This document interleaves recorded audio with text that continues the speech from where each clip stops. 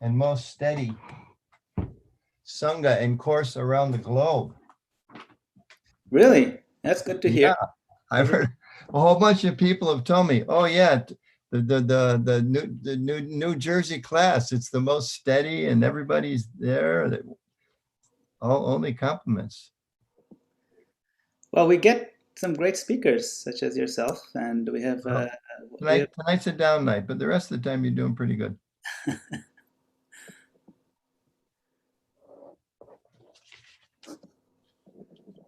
Okay, it's 8 o'clock, and thank you all very much for joining our globally famous ISKCON of New Jersey Zoom channel, where we have Sangha every night, except for Saturday night, when there's other Sanghas also going on, but it's pretty much every night. And tonight is no exception. We have some globally famous speakers, and tonight we have the privilege of hearing from His Grace Anuttama Prabhu. Anuttama Prabhu is the global minister for communications for ISKCON, and he's also one of the GBC members. And of course, everyone knows him. We did he's been doing so many services for decades and decades, joining in Denver, Srila Prabhupada's movement, taking the shelter of Srila Prabhupada's lotus feet in 1975. Anyway, there's a long list of wonderful accomplishments, and we are very grateful that he has given his valuable time for us this evening. And I'll pass it on to Anuttama Prabhu. Hare Krishna. Haribol, thank you, Prabhu. Very nice to be with everyone here this evening. Maybe we'll start with a little chanting. My small little harmonium here. We'll see what we can do.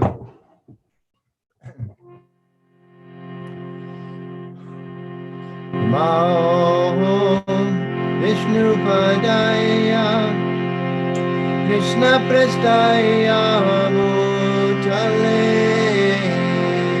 Srimate Bhaktivedanta Swami Nityanamine Namaste Saraswati Deve Gauravani Pracharine Nirvisesha Shunyavadi Pastajari Satanine Shri Krishna Chaitanya Prabhu Nityananda Shri Advaita Gadadhara Shivasari Gaur Bhakta Vrinda Hare Krishna Krishna Krishna Hare Hare Hare Rama Rama Rama Hare Hare Hare Krishna Krishna Krishna Hare Hare Hare Rama Rama Rama Hare Hare Hare Krishna Krishna Krishna Hare Hare Hare Rama Rama Rama Hare Hare Hare Krishna Krishna Krishna Hare Hare Hare Rama Rama Rama Hare Hare Jayo Prabhupada Jayo Prabhupada Nitya Gaura Haribol Nitya Gaura Haribol.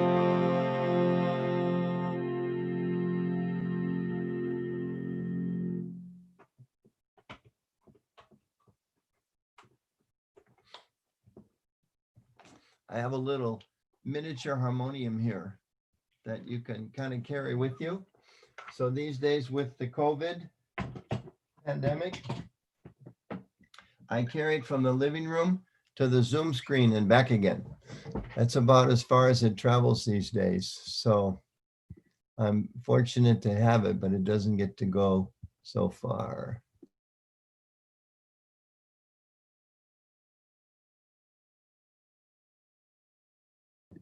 Okay, so very pleased to be here. Happy to be with the devotees. We all know it's a little difficult because we're to one degree or the other kind of, locked down. Some of us more so than others, but definitely not able to. Most of us get to the temple as much as we would like to, or many of us travel as much as we would like to. It's difficult, but we are fortunate that technology, it has its downsides, but like everything else in the world, or most things in the world, we've learned through our Krishna conscious practice how we can dovetail and use things in the Lord's service. So this class is there every night, and so many other classes. I know this week they're celebrating World Holy Name Week. So many wonderful classes and conversations going on. So it's a wonderful example of how we can use the things of this world to help us become Krishna conscious. Prabhupada talks about how yogurt, milk, if you drink too much milk, you get sick, but if you turn it into yogurt, the same yogurt becomes a cure.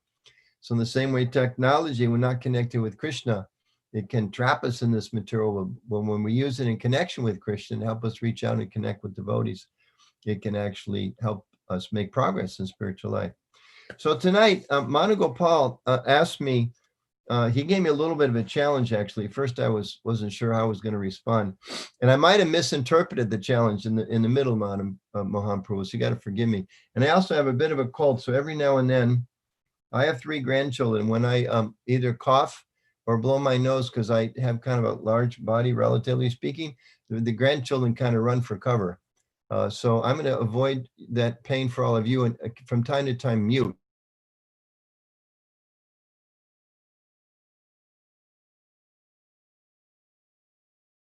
Just so that I can not disturb you.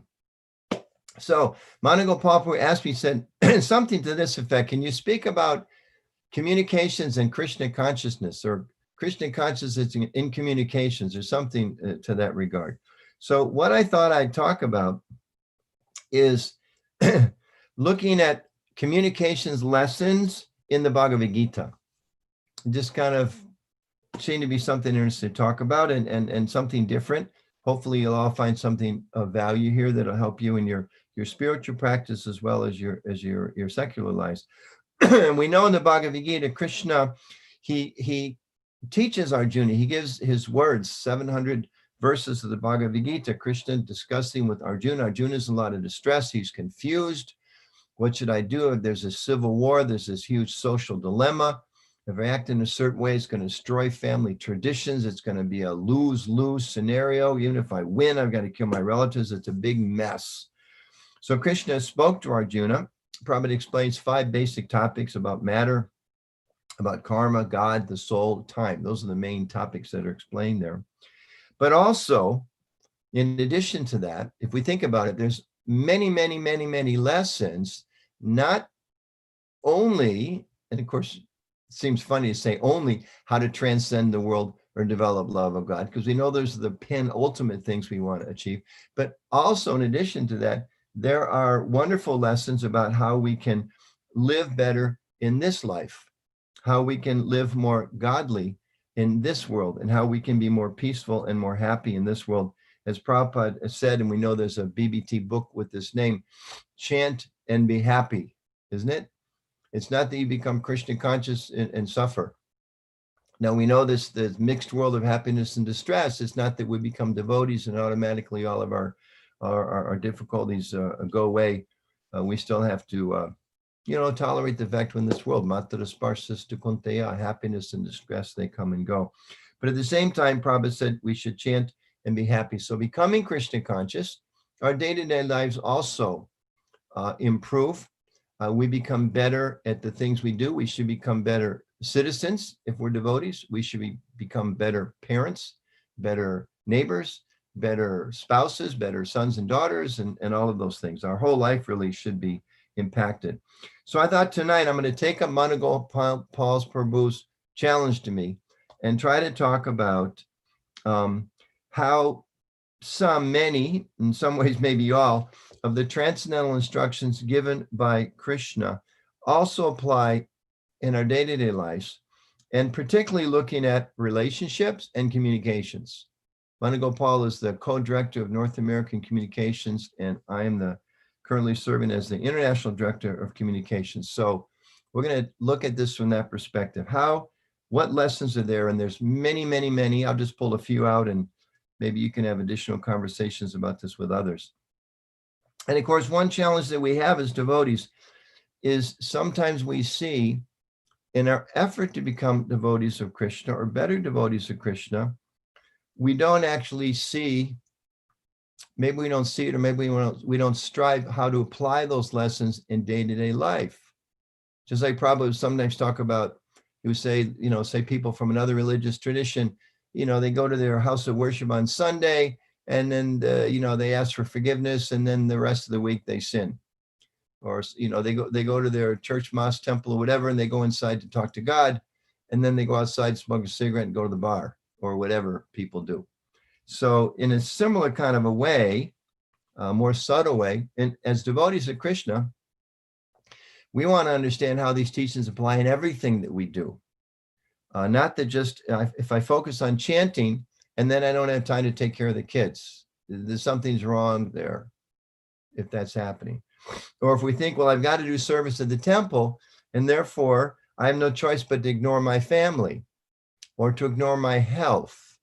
There's a misunderstanding, because actually, if we're understanding the teachings of Krishna, all aspects of our life really should benefit. Of course, ultimately, we know, as I said, it's the world of happiness and distress. Everything's never going to be perfect, but we should see some practical and tangible improvements. We know Krishna says in Bhagavad Gita, we should learn to be balanced in all the different activities of life. So that's also a symptom of making progress in spiritual life. We get a sense of how to keep things in line a little bit more.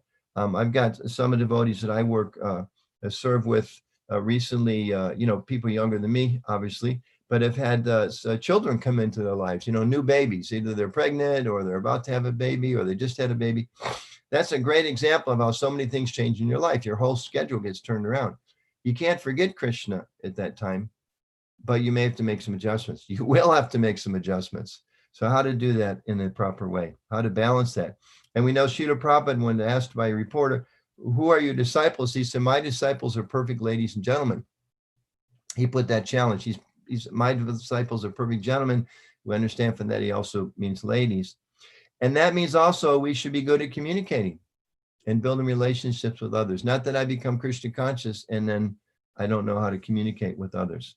As Prabhupada describes and the Shastra explains, devotees should be expert at everything. So let's tackle this. Some thoughts about what instructions are there. And I'm going to be flipping back and forth through the Bhagavad Gita and reading some verses and sharing maybe some insights that can help us in this practical way. So let's start with this.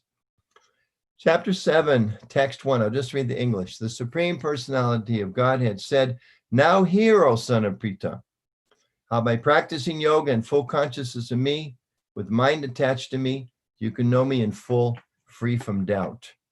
So if we want to work on our relationship with Krishna, it begins with hearing. We know this, the 9 processes of devotional service begin with Shravanam. We have to first hear before we chant, before we speak. And that's the essential first step in building our relationship with Krishna. We have to hear from him. In the same way, our relationships with others, our communications with others have to also begin with hearing. We have to learn to be better listeners. Krishna's telling Arjuna, if you listen to me, I'm going to walk you out of this mess. But if you don't listen to me, later he says, overcome by your false ego, then you're going to be lost. So in a similar way, in our earthly relationships, you could say, it has to begin by learning how to hear better. And sometimes we give this example, even if you look at physiologically, you can all do a private study. If there's anybody has a different result, then bring it to my attention later. But I'd be willing to bet everyone who's paying attention to this class tonight, if you measure, you have one mouth, right?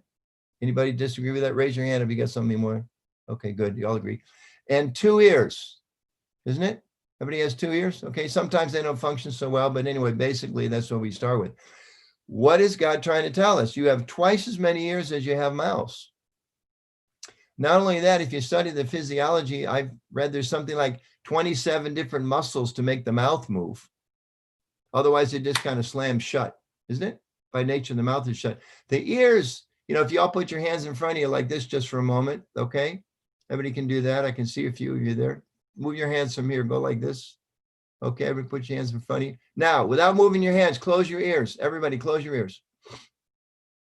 Nobody's having any success. It's not possible. The ears are open, designed by God. So listening, hearing is very, very important. The modern management guru, Stephen Covey, some of you may have read some of his works, very insightful. I actually gave him a Bhagavad Gita, wonderful man.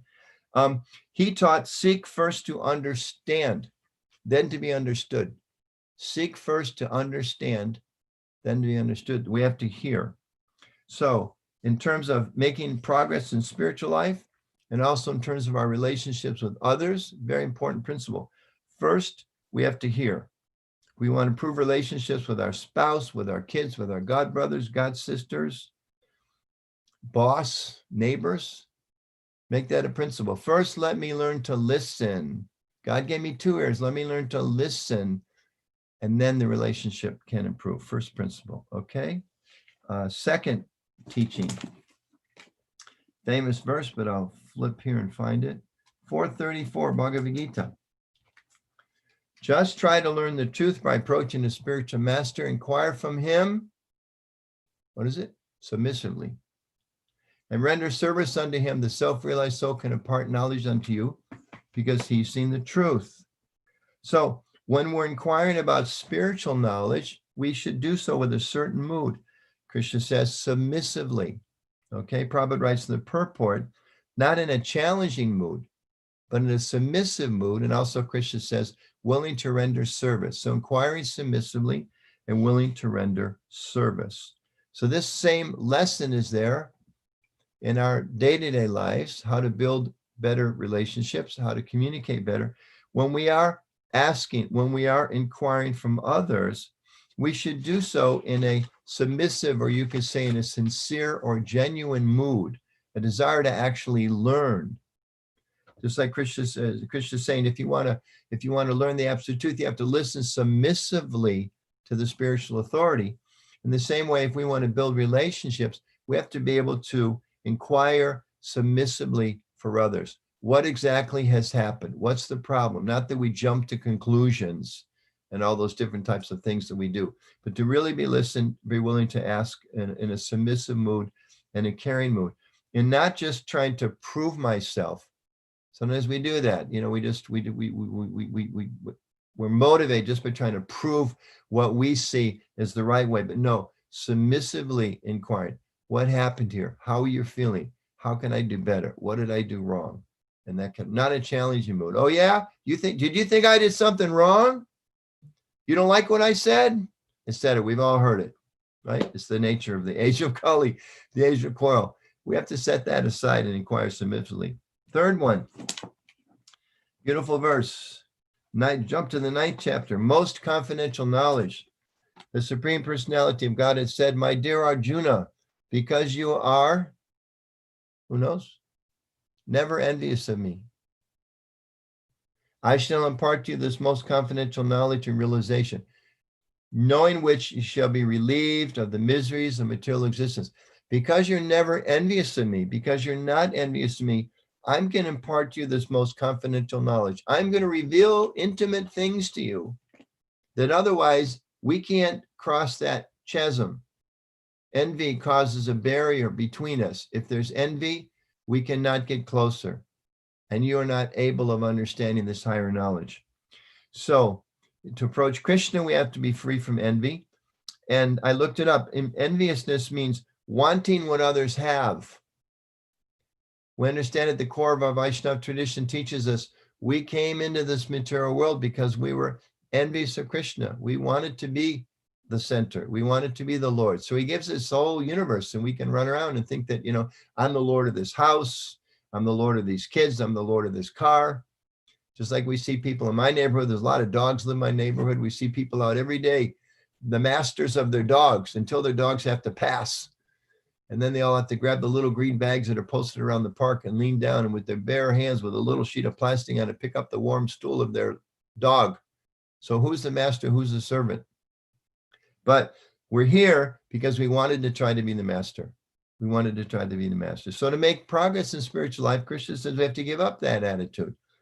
In the same way, in our relationships with others, just like we understand Krishna is infinite, he's very big and I'm very, very small, we have to recognize our position.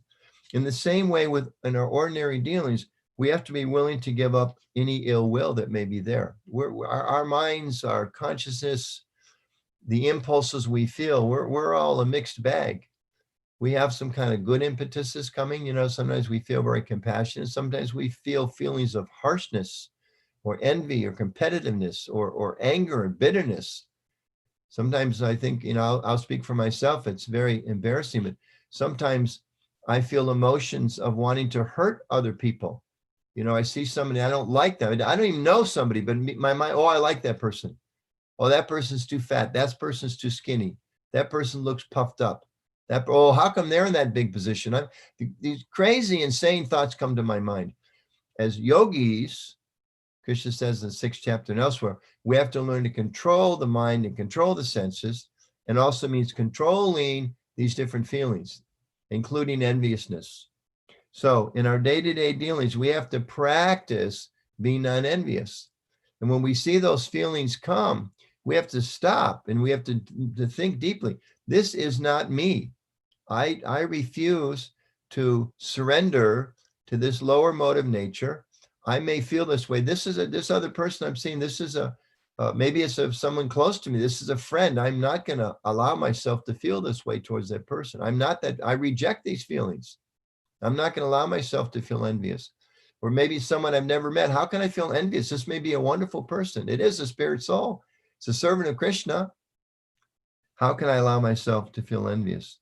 And this is it's another essential principle in our relationships with Krishna and with other living beings. How do we overcome that? We have to practice. Sadhana bhakti, we practice it. We practice being satisfied. We practice being simple. We practice appreciating that I'm not the supreme enjoyer. And practice awakening, as described throughout our Vedic Vaishnava traditions, becoming satisfied in our relationship with Krishna. When we're satisfied in our awakening relationship with Krishna, the envy also goes away. Beginning may be a little bit of a mechanical effort, but as we make advancement in Krishna consciousness, the enviousness goes away because we're self-satisfied. It's described in the Gita.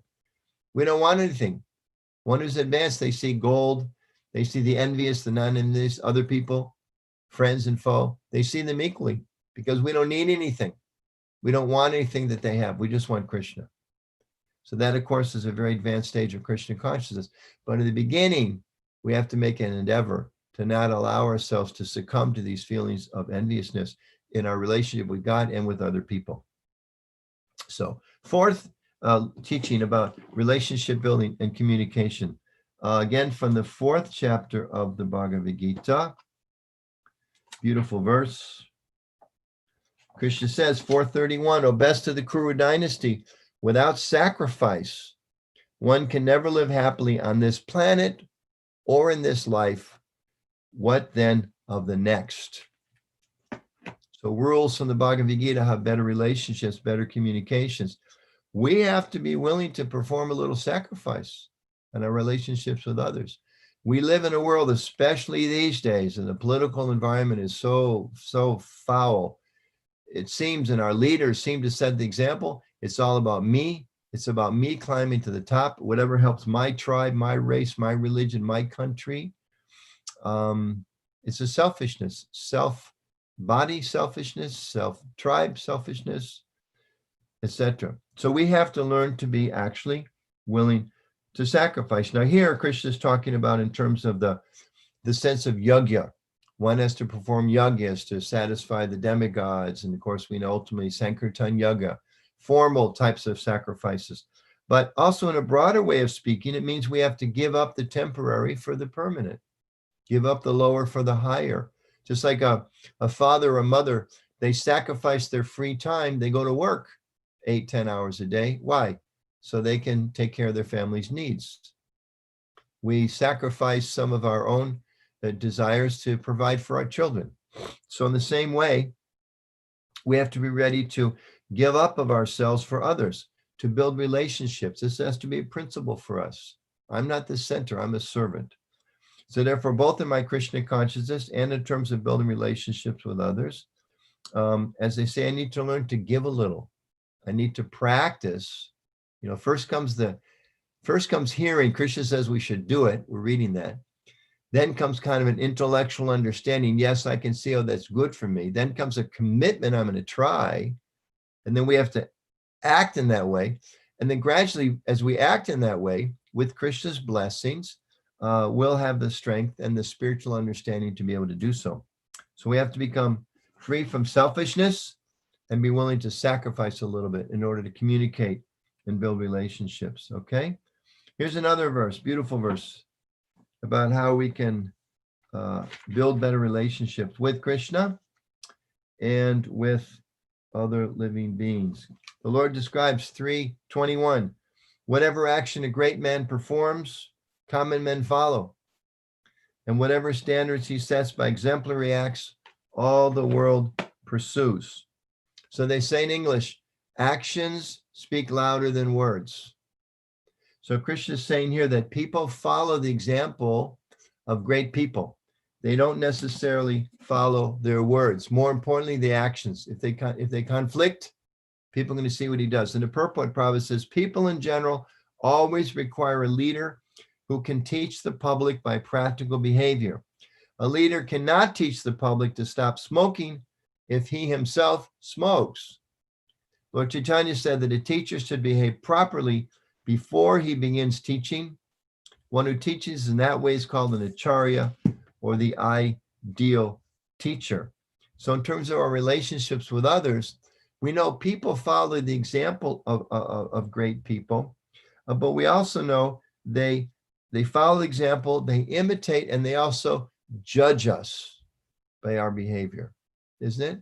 I can remember as a young person, we had, just remember this moment, when I was in junior high school, and there was a vice principal of the school that nobody liked. The vice principal was in charge of discipline and making sure everybody came to class on time.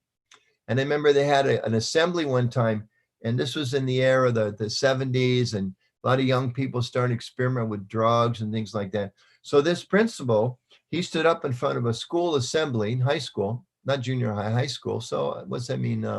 Ninth, like 15-year-olds, 15, 16, 17, 18. And he was telling everybody about how terrible marijuana was. Bad for you, it's bad for your brain, this, that, bad for driving, et cetera, et cetera. And I was a junior, I'm remembering now more details. I was a junior, and I remember this one woman stood up, short lady, but spunky. And I'm trying to remember his name. It's not coming to me. I'll remember later. She raised her hand and she said, "Excuse me, sir, do you drink?" I don't remember what he answered, but the whole room cracked up, and the whole 2-hour assembly of trying to teach the high school students to not mess with drugs was ruined because he was called out, and everybody knew on the spot he's a hypocrite. She's basically saying, look, maybe I smoke marijuana, but you drink alcohol. What's the difference? He had no moral ground to stand on. So in the same way, we should be very careful that we integrate our own talk. Like they say, walk your talk. If we're going to build relationships, we're going to communicate again with our family members, especially with our kids, especially if you have teenagers or also people that we work with and all that.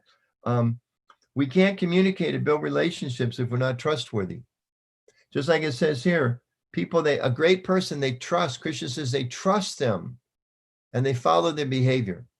But if behavior doesn't match up with what they teach, especially in the role of a leader and a teacher, then people won't follow. So as a leader, as a temple authority, a swami, a guru, a GBC, a husband, a mother, we have to make sure that we are very conscious of our actions and not just thinking, sometimes you hear parents saying, do what I say, not what I do. So, if your kid has the intelligence a little bit of intelligence, they're going to totally reject that. They may be humble and submissive to your face, but in the back of their mind, they're just waiting to walk out that door and do whatever they want, because they want to see that we have to lead by example. So in our relationships, we have to be very, very careful that we also lead by our example, and then we communicate, remembering our actions speak louder than words. That was, if I say to Manugopal, Prabhu, trust me, and then I break that trust, where's the relationship? If I communicate to somebody, I'll do something, I promise I'll be there, and then I break that promise, where's the relationship? So we have to walk our talk and understand actions louder than words. So let's go to, I've got, I think 2 more here. 11th chapter. Beautiful. This is a beautiful verse. Beautiful verses. Arjuna says, this is after Krishna showed the universal form. Arjuna's a little worried now. Listen to this verse. Thinking of you as my friend, I have rashly addressed you. O Krishna, O Yadava, O my friend, not knowing your glories. Please forgive me whatever I've done in madness or in love.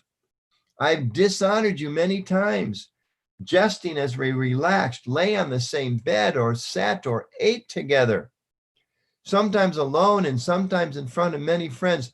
O infallible one, please excuse me for all those offenses. So what's Arjuna doing here in simple English language? He's apologizing, isn't it? He's setting the example for apologizing.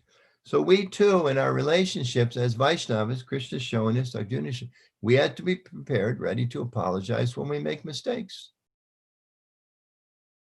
Even if you may think, oh, well, you know, my employee's a lesser position, I shouldn't apologize. My child's a lesser position, I don't need to apologize. No, just the opposite. Apologize is not a weakness, it's a strength. It's a strength. Arjuna knew, he was a little worried here. We kind of picked that up. It's like, uh-oh, I crossed the line here. I think I made a big, big boo-boo. It's kind of like, I was thinking, in, you know, modern languages, you might say, wow, you're God. It's like his mood. Wow, you're God. And I was a little casual with you, wasn't I? That would be kind of the 21st century language. So in the same way with our relationships with others, again, we all make mistakes.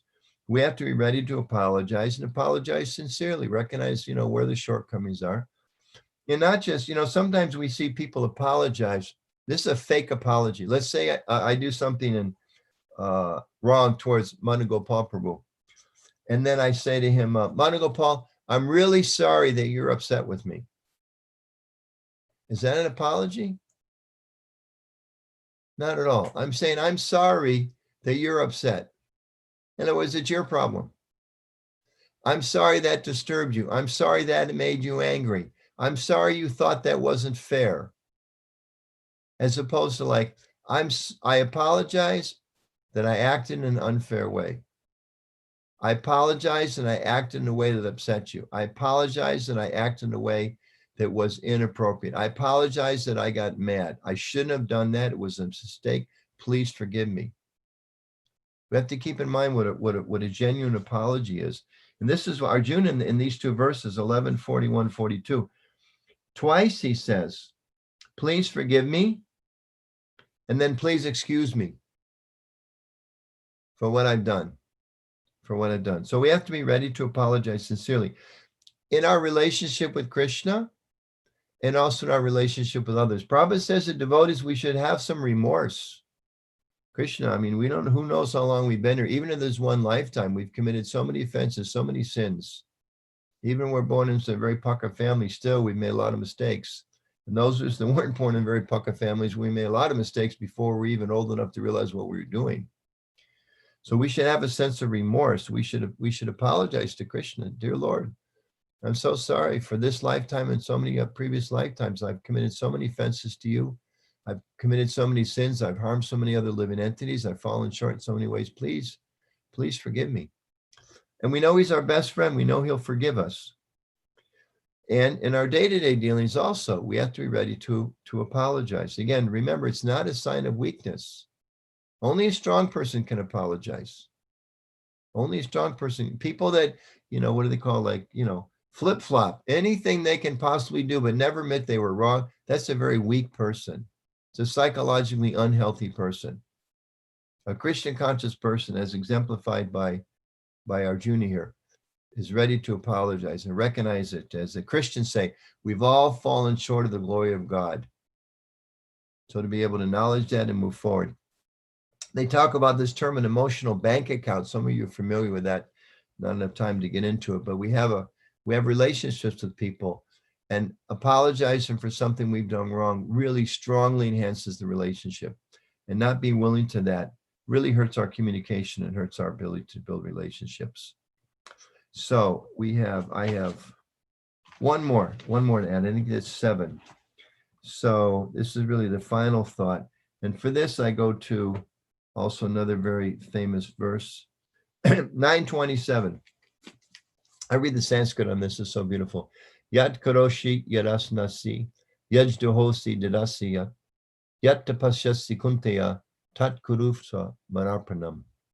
Whatever you do, whatever you eat, whatever you offer or give away, and whatever austerities you may perform, do that, O son to Kunti, as an offering unto me. So there's a nice English expression. Love is a verb. Love is a verb. It's not a feeling.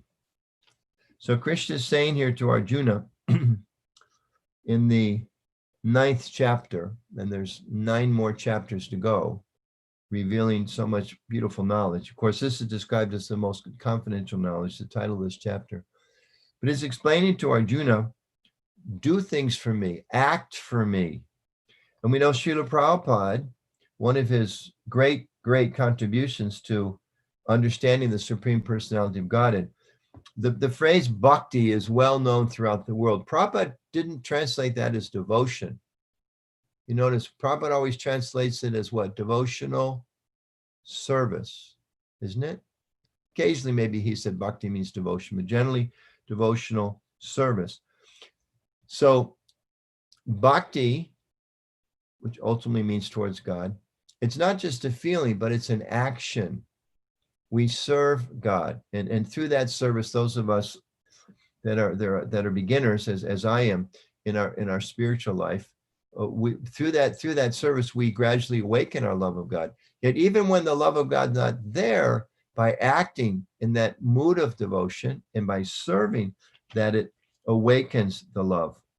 Just as Prabhupada said, a sincere disciple, I just read this in Lilamrita just yesterday, a sincere disciple, they understand and anticipate the mood and the desire of the guru. So in the same way, as devotees, we're meant to understand and thus, in a sense, anticipate or know what is the mood of the guru, and to know what is the mood and the desire of the Supreme Personality of Godhead in order to make advancement in Krishna consciousness. So in the same way, in our relationships in this world, we should also, I find this such a profound concept, because you look in the world today, I mean, the divorce rate is, whatever it is, I don't know, in America, 70%, 80%, 60, whatever it is. And oftentimes people will just say, well, we fell in love and we fell out of love. There's one story, I don't know if again, it might be another Stephen Covey story, or I was thinking maybe it's way back in some of my readings when I became the communications minister on relationship building, the classic book, How to Win Friends and Influence People by Dale Carnegie, not sure how it's pronounced, but it's a nice story. One of them is attributed to that. And it explains that someone came to them when they were teaching some seminar, and they were talking about, how to give yourself in relationships. And this man approached the speaker and said, I have a problem. He said, what's your problem? He said, I don't love my wife anymore. And the speaker said, well then, and then he said, then what do I do? I just don't love my wife anymore. And he said, well, then love her. He said, he didn't understand. He said, excuse me, maybe you didn't understand the question. I'm seeking your help because I don't love my wife anymore. And again, he said, well, then love her. And went on to explain to man this principle. Love is not a feeling. It's a verb. It's an action. I'm always drawn to the story of Gargamuni Prabhu in the very early days of ISKCON. Devotees were just starting to understand about how to bow down before the spiritual master.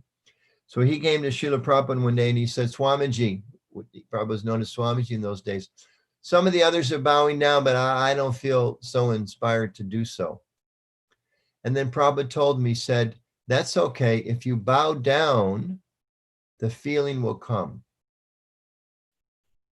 Because he was saying, I don't feel like bowing down. You know, like, what do I do? Do I need forgiveness? Is there some magic button? Prabhupada's very practical. No, if you bow down, the feeling will come. So in the same way, we know if we're in front of the deities, we may not feel like dancing, but if we dance, the feeling comes. We may not feel like chanting, but we try to chant, the feeling comes. We may not feel like serving, but you know, you push yourself, you get in the line at the Sunday feast and you stand behind the subji, and next thing you know, wow, this is fun. Serving the devotees. Oh, Haribo, it was nice to see. Oh, Mataji, I'm seeing you so long. Oh, Haribo, et cetera, et cetera, et cetera, like that. So in our relationship with Krishna, bhakti means devotional service. Not that we just go to the temple, we hang around for half an hour, we go home, we think we serve Krishna. What service can I do? Prabhupada said he never asked a spiritual master anything but one question.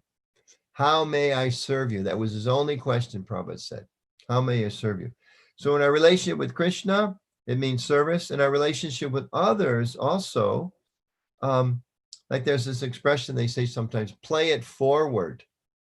Not that we wait for somebody to do something nice for me. Not that I wait for the boss to appreciate me.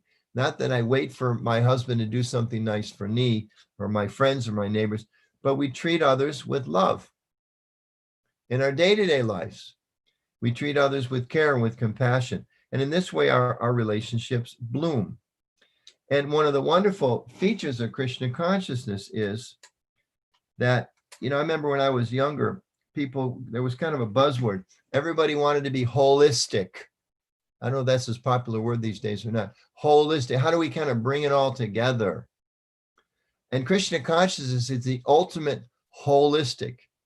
Ishopanishad describes that the Lord is the complete whole, and the rest of us are whole when we're connected to him, whole, W-H-O-L-E.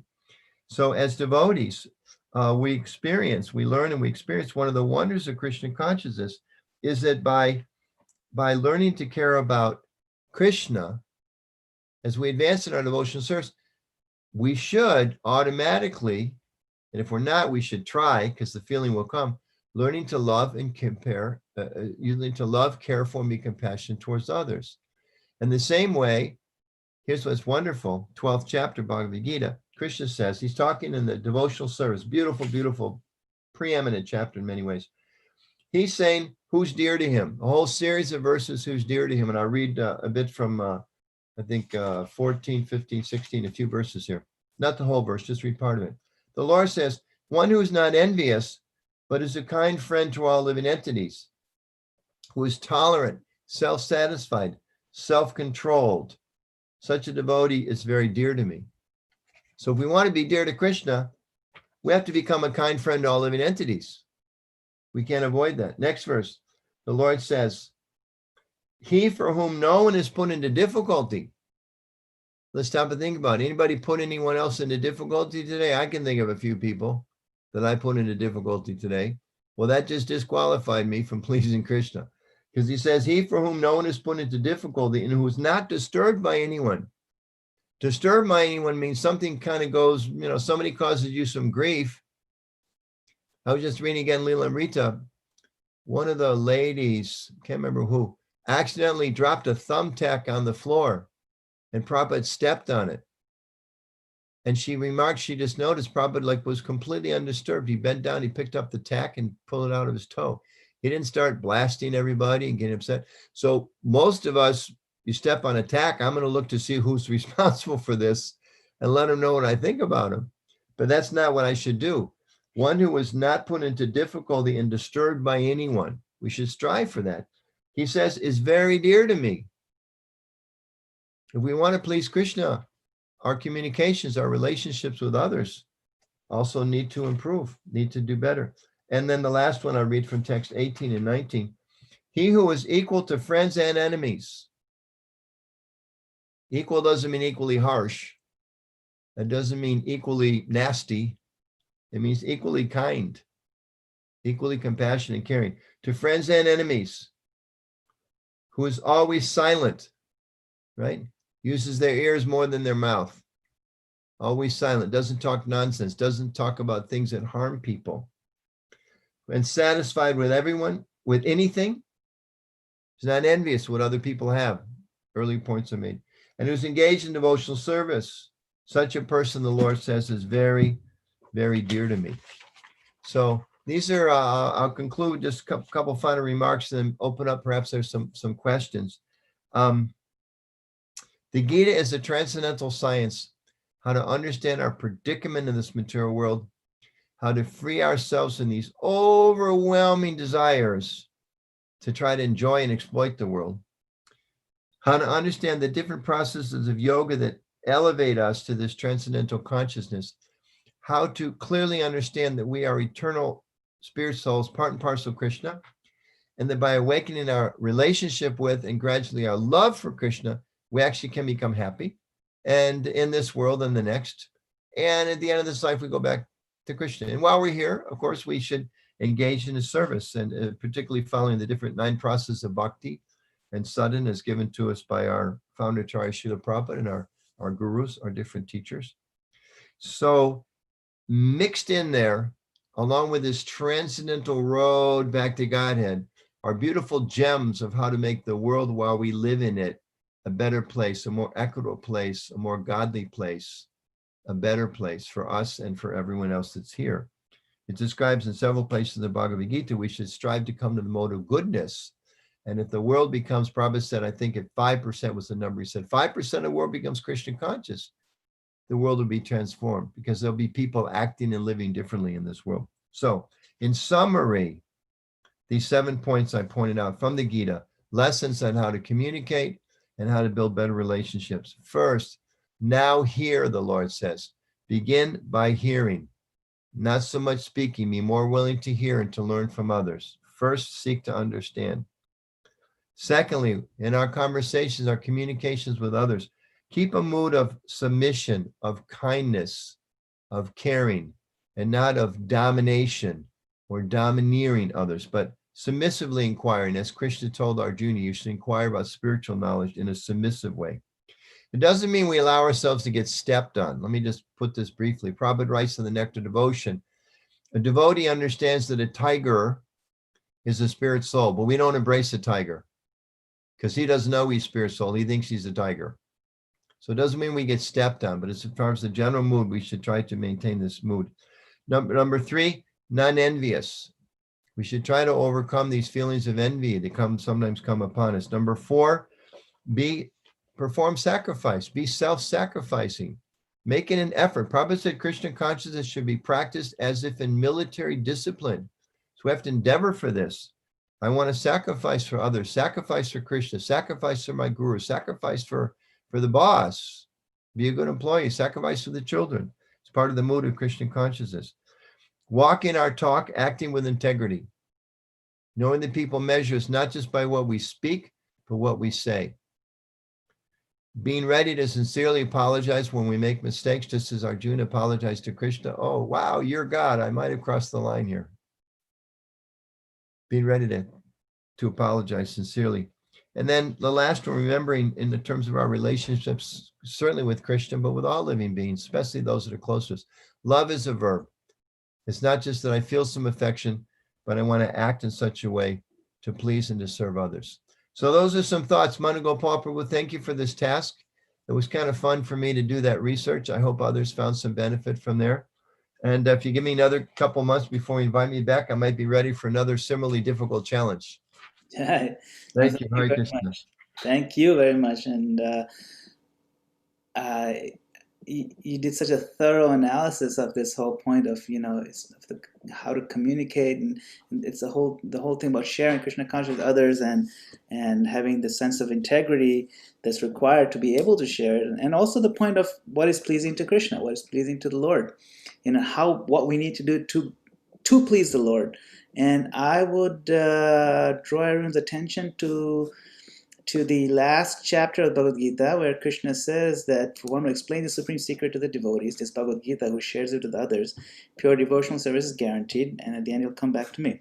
But on 69, he says something very powerful, which I find it's quite awesome, is Krishna says, there is no servant in this world more dear to me than he, nor will there ever be one more dear. So this is like the gold standard of how to be dear to the Lord, is someone who takes the time, digests the knowledge of Bhagavad Gita, and then presents it to the devotees. He says, so all the devotees are gathered here, they're all practicing devotees, serious about improving the Krishna consciousness, and then this hearing this sort of overview on the essence of the Gita. It's very, very valuable, and certainly teaches us how to then go on and share with others, and this way we can also then become dear to the Lord and try to live up to that verse. So thank you very much, Prabhu. We have a few comments and questions lined up here, so I'll like to request with Athena, followed by Vijay Krishna Prabhu. Go ahead, Athena. The first one, it says, I agree with Anuttama Prabhu. Thank you very much.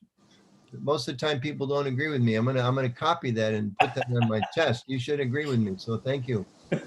Batu Gopal Das, very kind of you. Okay. Hare Krishna, Anuttama Prabhu. Thank you so much for such a wonderful class. I always take so much from your lectures. I remember the last time you spoke on Towaco's channel. My question is, you mentioned that love is a verb. And so what does unconditional love actually mean? What does that look like? And on the flip side, is there such a thing as conditional love, or is that not considered love? Oh. Thank you. So you're saying, it blanked out for a minute. You said, what is unconditional love? Asking that? Yes. What does unconditional love really mean then? What does that look like? And on the flip side, is there such a thing as conditional love, or is conditional love not really love? Let's do the second one first. Prabhupada answers this in different ways. Sometimes we hear Prabhupada says there's no pleasure in the material, there's only suffering. But I, again, was just reading Lilamrita recently, and Prabhupada was describing, actually, he was looking at the surfers in the water in San Francisco, and he said, there's some ananda here. There's some happiness, but there's not enough. It's not sufficient. So sometimes Prabhupada would say there's no love in the world, but other times Prabhupada said that the mother's love for the child is the closest thing to spiritual love. So we know there is, that the consciousness of the soul is covered. So these pure emotions are covered and transformed. The example is given like light goes through a prism. It comes in white and it comes out with different colors. So depending on how we're affected by the world, there probably would say, there's no pure love. There's no perfectly selfless love, but we see, what's the word, shimmers of it. We get slivers of it. We get a sense of what it might be. The sense of actually caring so much for someone else that there's, intense feelings of separation and really caring for the other's well-being. Prabhupada talks about, people even that sacrifice for their country, this term love of country, sometimes we play that down. But Prabhupada talks about how, that's a great sacrifice, people like that. So in this world, conditioned love means that it's not completely pure, but it doesn't mean there's no love. Prabhupada, it describes in the Gita that, we should not have, I can't remember the words particularly, excessive or something like that, attachment to the family. There's still attachment to the family, but we should spiritualize that. As parents, we should love our children, but spiritualize that and understand we want to care for their minds, their body, and their souls. Not that there's no love between the parent and the child. There has to be. There has to be affection. There should be. If there isn't, we need to chant more to awaken that. So unconditional love is described in the scripture, and it's only, for me, it's just something that is something I hear about from my guru, and I'm vast away from understanding what it really means. But the sense of pure devotion to God, completely dependent upon God, completely giving oneself utterly and fully. And the highest example is given to the gopis, who from a social perspective, they left their homes in the middle of the night, they left their fathers and their husbands and their children and broke all conventions to satisfy Krishna. Of course, people will interpret that in mundane ways, but we understand actually it's the highest form of pure love. Those are eternal pure devotees to the Lord. and they're manifesting that, and then they're showing that for us. So unconditional love is something we're striving for. When we come to that point of understanding that Krishna is the all-attractive person, he's the supreme lovable person, and I want to do nothing other than serve him, whatever the cost. Whereas in the material world, things are a little, conditioned, like I kind of love you as long as things are going okay. But we want to try to purify that love for God. And then we learn to love everyone like that, because they're all parts and parcels of Krishna. Is that okay? That's a very deep question. And I hope I gave a little bit of light to that question. Yes, it was perfect. Thank you so much for the explanation. Thank you. Next we have Vijay Krishna Prabhu. Vijay Krishna Prabhu, go ahead. You can unmute yourself. Hare Krishna. Hare Krishna. Hare Krishna Prabhu. Anuttama Das Prabhu, please accept my humble obeisances. All glories to Srila Prabhupada. Jai Prabhupada.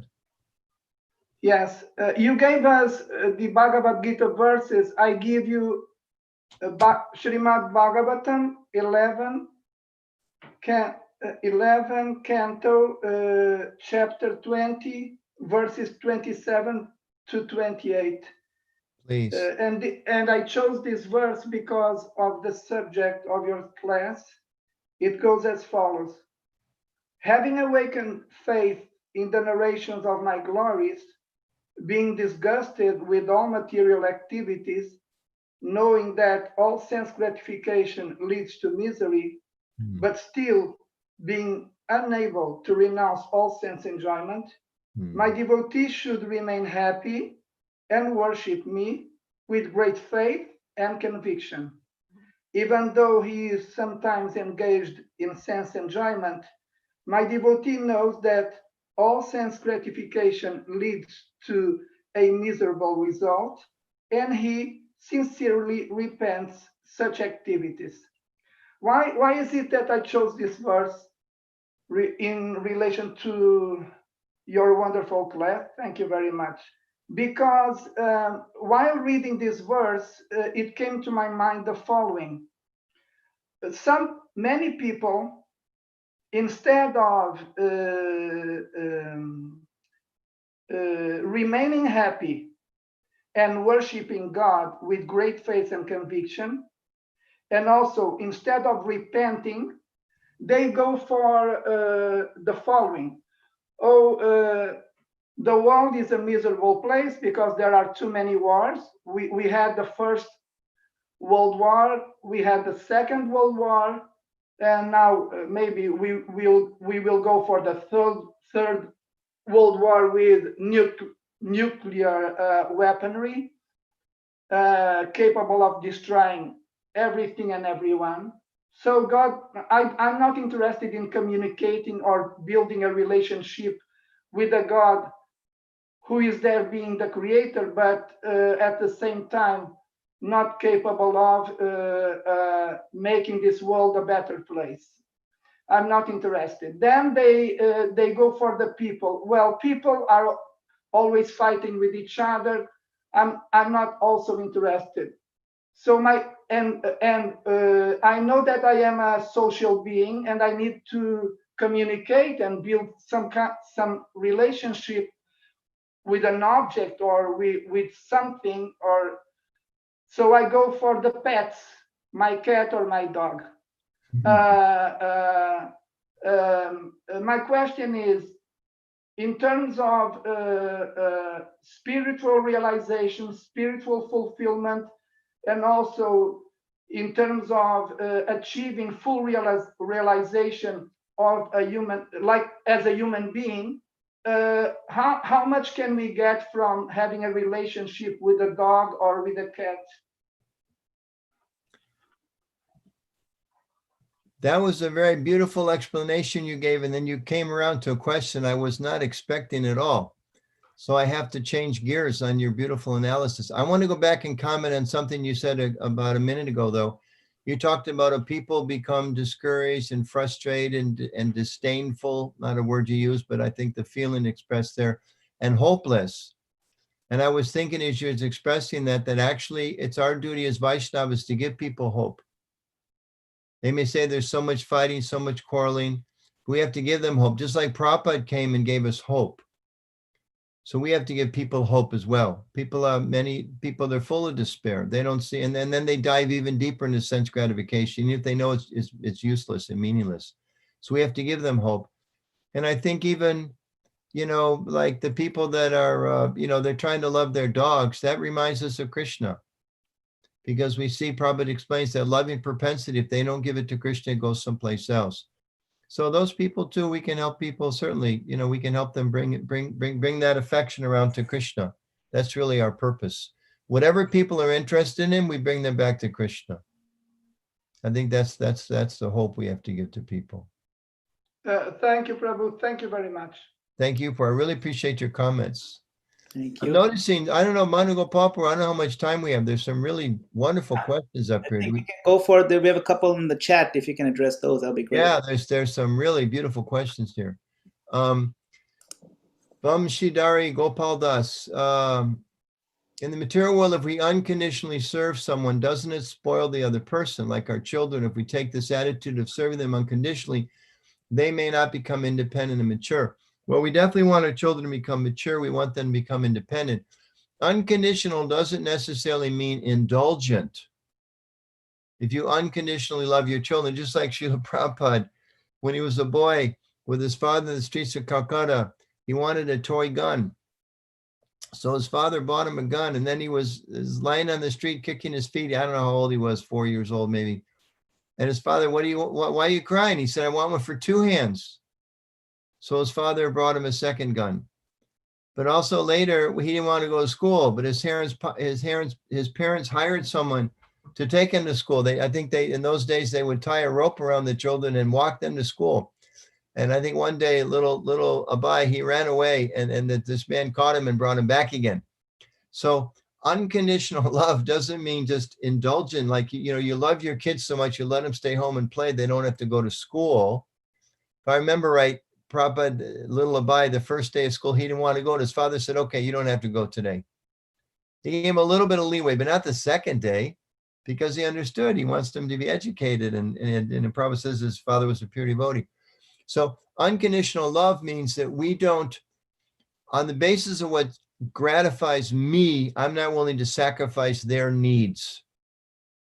So unconditionally love of the child means, okay, I was going to go out and go do something with some friends tonight. My child's sick. I stay home.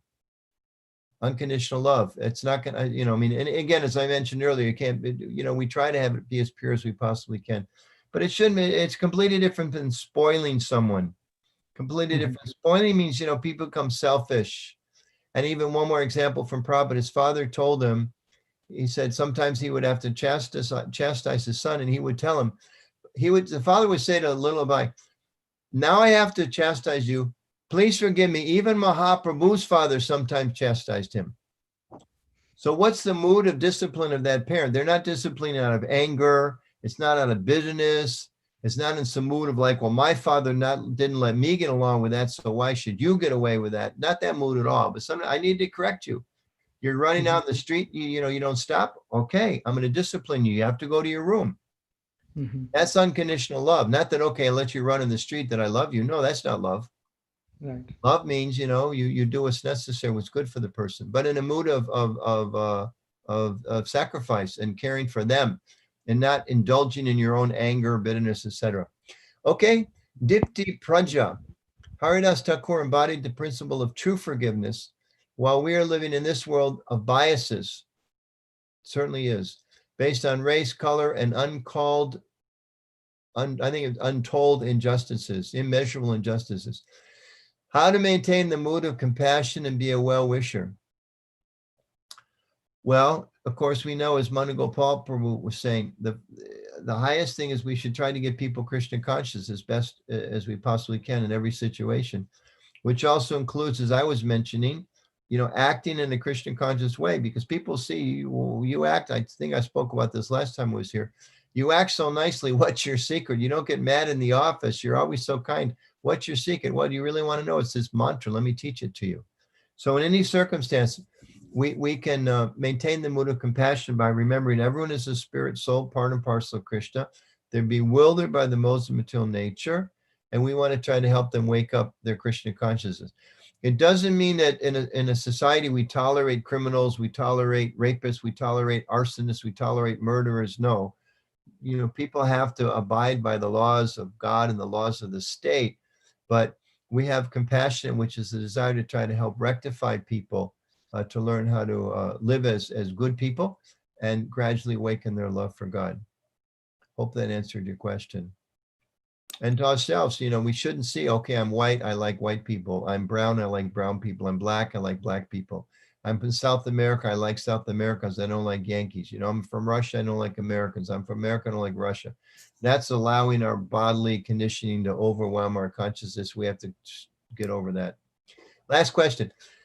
Oh, not a question. Appreciating. Yeah. No wonder you are in the communication field, because it's 5 minutes after 9. I can see you're not ready to be quiet yet. You're 5 minutes over, and different things like that. Thanks for your in-depth class. They said something like that. Something like that. I think that's it, huh? Yes, thank you so much. Paul? Anything else come your way? No, so thank you very much. If you just want to request the devotees to hold on for 1 minute, we have some announcements of upcoming events, and then we'll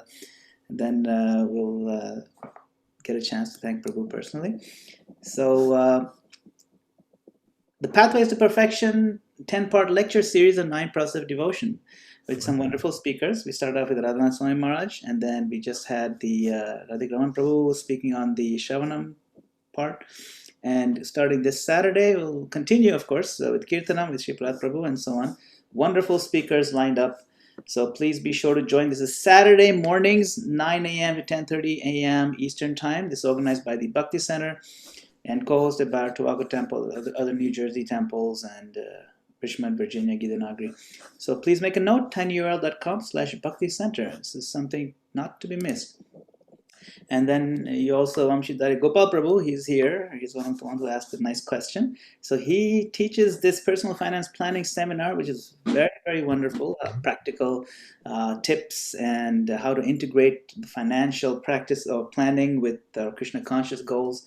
Really well laid out seminar. So we've had 2 sessions already. There's 2 more to go. This is on Sundays, 11 a.m. to 1 p.m. So please be sure to join that. That's tinyurl.com/ISKCON NJ seminar. If you can't remember these links, you can just go to our ISKCON of New Jersey webpage. It's iskonofnewjersey.org, and you can find all our links there.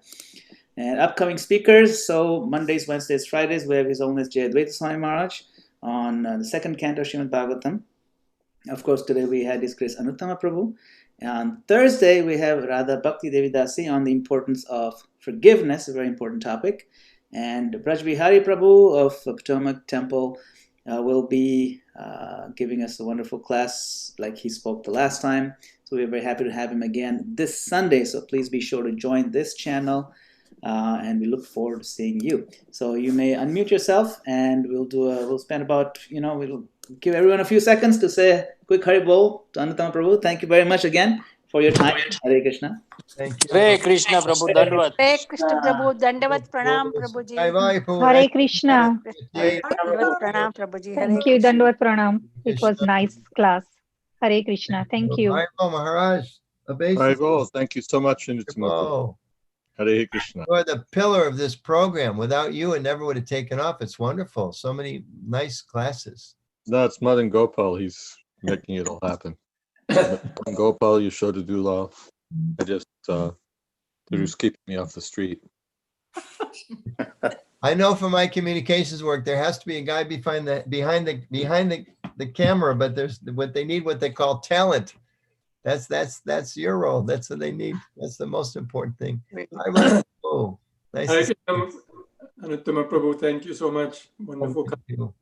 It's always so lively, enthusiastic, energetic. It's always so nice to hear from you.